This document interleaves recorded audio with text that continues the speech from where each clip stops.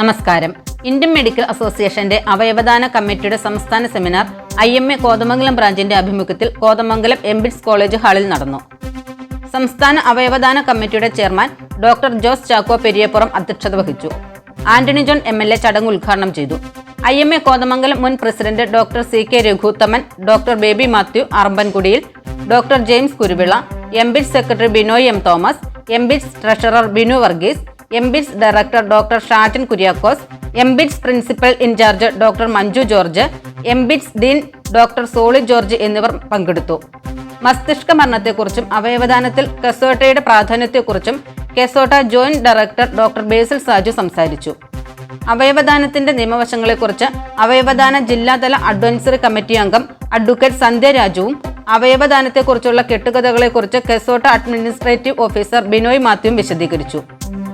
IMA Kothamangalam branch president doctor Lisa Thomas സ്വാഗതവും NSS programme officer professor Shiju Ramachandran നന്ദിയും പറഞ്ഞു.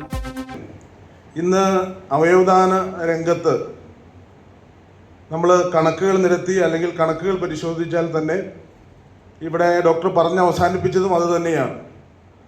വിദ്യാഭ്യാസ കാര്യത്തിൽ, ആരോഗ്യ മേഖലയിലൊക്കെ ഒരുപാട് മുന്നേറിയ സംസ്ഥാനമാണ് കേരളമെന്ന് നമ്മൾ അവകാശപ്പെടുമ്പോഴും ഈ അവയവദാന മേഖലയ്ക്കകത്ത് അനാവശ്യമായ തെറ്റിദ്ധാരണകളും അതല്ല എങ്കിൽ ആളുകൾക്ക് കൃത്യമായ ധാരണയുടെ അവ്യക്തതയും ഒക്കെ മൂലം പലപ്പോഴും ആ രംഗത്തു നിന്നും ആളുകൾ ഓടി മറയുന്ന അല്ലെങ്കിൽ ഓടി ഒളിക്കുന്ന അല്ലെങ്കിൽ ബന്ധുക്കൾ ഉറ്റവരടക്കം ആ നിലയിലുള്ള ഒരു സമീപനത്തിലേക്ക് മാറുകയാണ്.